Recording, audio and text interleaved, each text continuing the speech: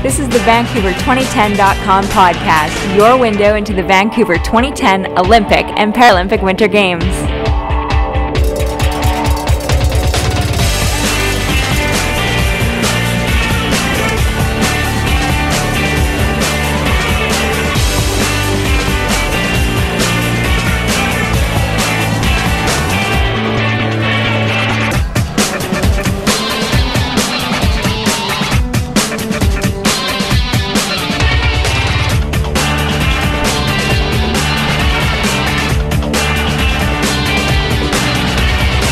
During the 2009 season, we caught up with the women of skeleton at the Whistler Sliding Center, where they told us everything we need to know about going headfirst down an icy ramp.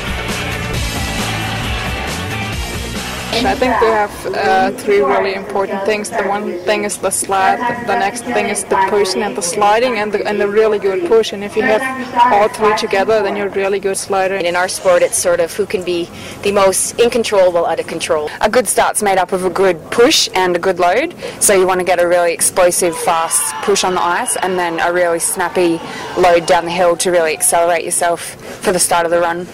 With this start, it drops away very quickly, so I just find you just have like an internal feeling that when you're sprinting along, you just kind of know that you have to get on, and then it's loading as quick as possible and getting into your position and then thinking of like your first corner.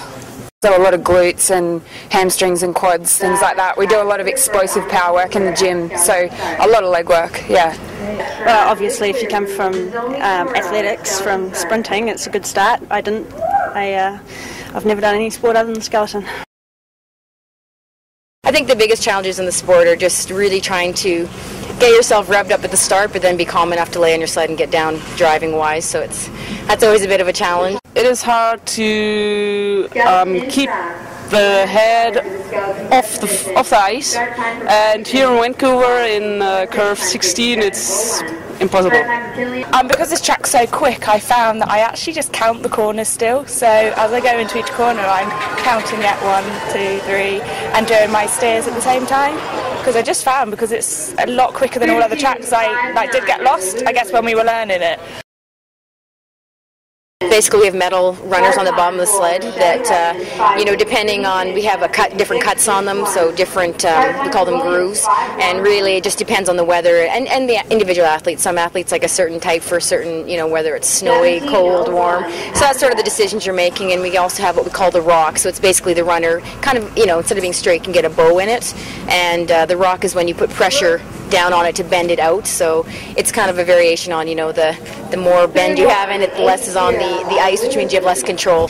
Well, we drive fiberglass sleds, so they're flexible, so we can use pressure points, and we steer with our shoulders and our knees, and we're going fast enough that if we're in a straightaway and we need to just kind of move over a little bit to the left, we can move our head a little bit and the wind can kind of push us over. And then when we're in a lot of trouble, that's when the big anchors come out. If we're really high in a corner and we're supposed to be low, then that's when you'll see a big toe come out and kind of act like a rudder to get us out of the corner. Every curve is different, so that's why you do the track walk, to read the curves. So sometimes you need to steer up, another time you need to steer down. How many sleds do you own?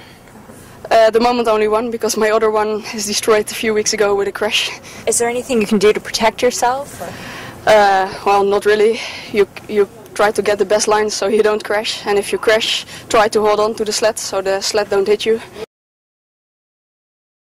I suppose for a spectator, the sleds go past at such a fast speed that it's really hard to tell who's sort of ahead of another person, but basically you can hear if someone's doing well. There's not a lot of noise on the ice, they're really smooth and quiet and not too high in the curves, not falling off and hitting, just really smooth and in control, yeah. Actually, you feel like you've clicked with your sled and you're just totally into it, and it's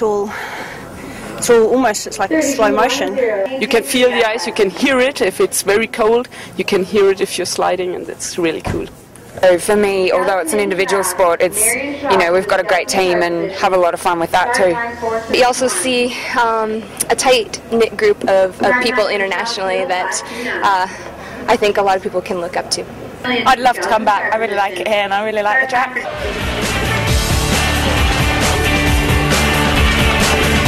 To learn more about this sport or for other podcasts, go to Vancouver2010.com.